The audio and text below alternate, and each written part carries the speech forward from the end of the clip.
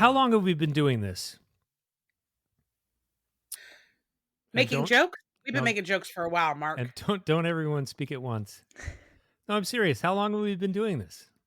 We launched the podcast at the beginning of April 2023. Okay, May, June, July, August, September, October. We're almost to the 6-month mark.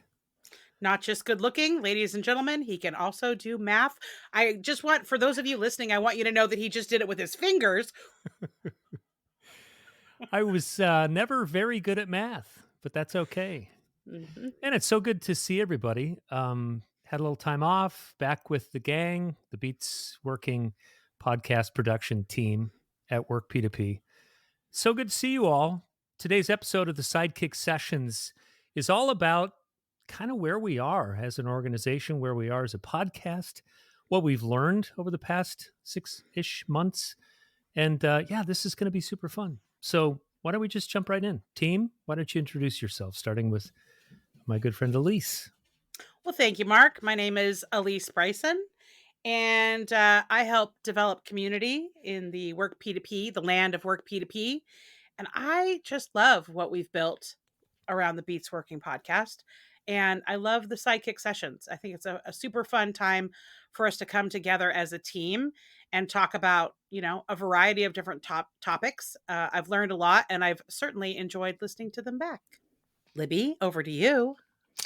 I am Libby Sundgren, Content Development Manager, T crosser, I daughter, all of those things. Hi, I'm Alon Olson. I am the creative sidekick. So, all of the Beats Working social media things you see, I have created.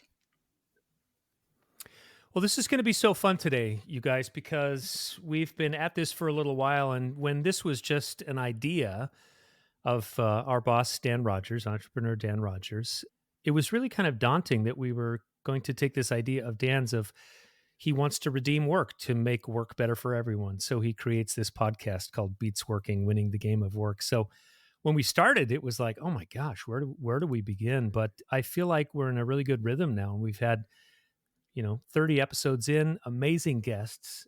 We've learned a ton from those 30 guests. But I'd love to hear from each of you.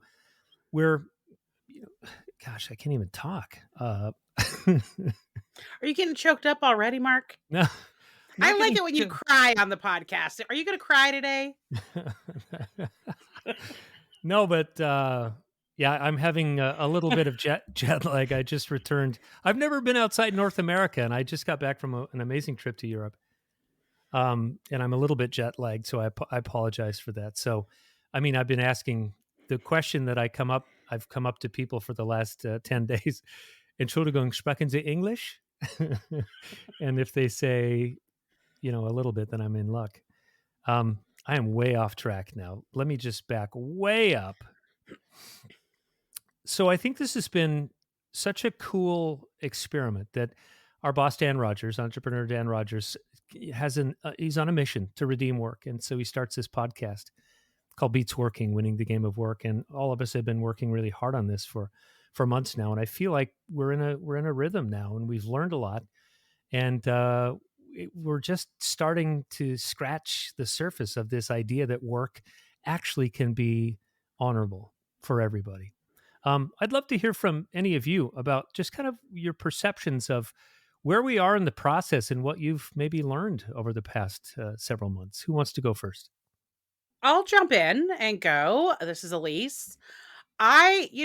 The best way to start something is just start, right? I love that.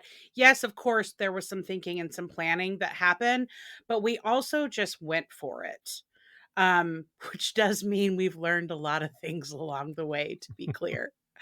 But the fact that we just went for it and started with nothing, and now, we are well down the path of a content calendar and processes and figuring out social media. And I think we've all completely fallen in love with AI. And I honestly don't know how we navigated the world before AI. Like, did the world happen before 2023? I'm not sure. but I love the variety of the guests you've had on, Mark, and listening to how each one of them is redeeming work in their own way. There's a lot of gold to be mined in these hills at Beats Working.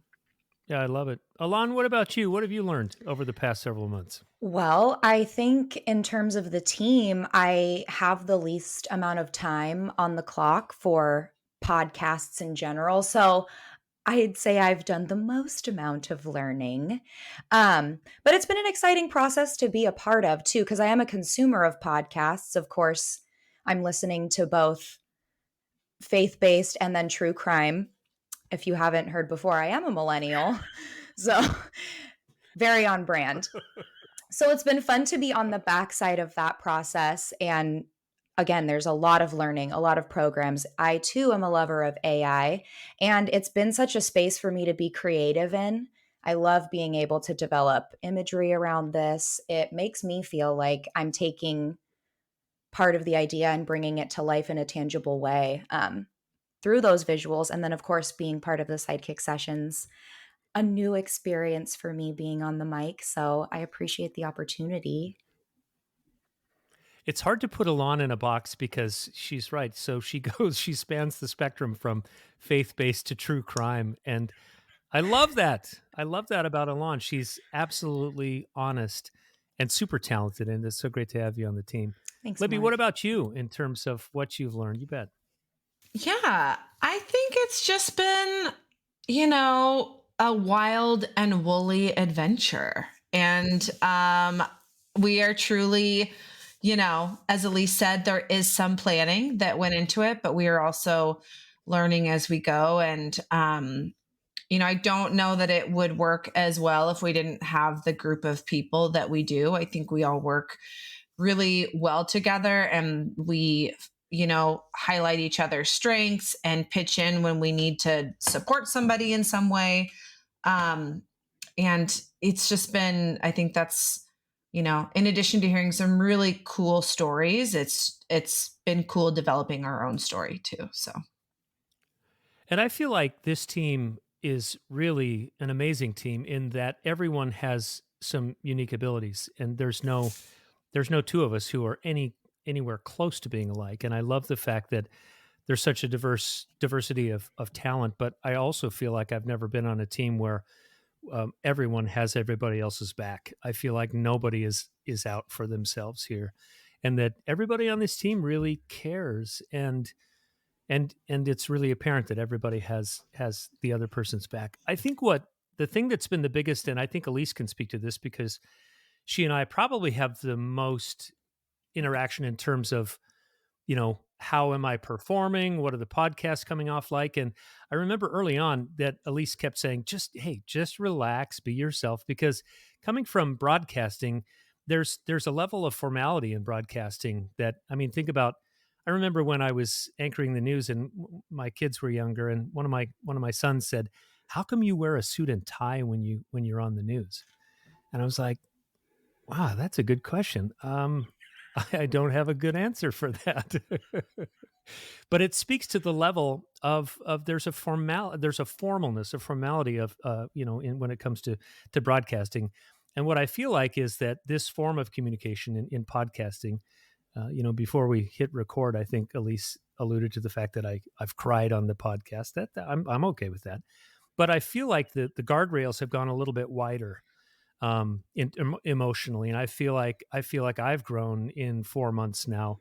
I've grown in my ability to just let myself go further on both sides, of the spectrum when it comes to interviewing people, and just really getting to the core of who these people are.